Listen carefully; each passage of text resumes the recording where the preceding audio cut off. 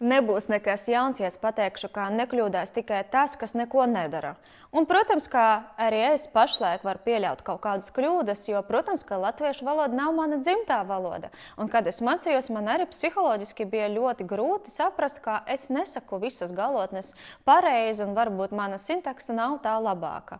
Bet psiholoģiski ir jāsaprot, ka ir jātrenējas. Un, protams, tie visi cilvēki, kas man bija no paša sākuma apkārt, man ļoti palīdzēja. Un es neapvainojos uz viņiem, kad viņi laboja manas kļūdas. Tieši otrādi es aicināju, ka lūdzu labojiet, un tas man ir ļoti noderīgi, kā arī es visā sadzīves dzīvē mēģināju runāt tieši latviešu valodā un neļauju pāriet ar mani kaut kādā citā valodā, lai man esot vienkāršāk. Kā arī man ir ļoti palīdzējis skatīties dažādus raidījumus Latvijas televīzijā, kur ne tikai runā latviski, bet arī raidījumus parasti ir titri, kur vēl ir uzrakstīts tas teksts. Un es arī rekomendēju ukraiņiem, kas mācās, un pārējiem cilvēkiem, kas vēlas iemācīties latviešu valodu, izmantot šo iespēju un skatīties mūsu televīzijas raidījumus, kur var arī lasīt tekstus. Tas ir ļoti noderīgi.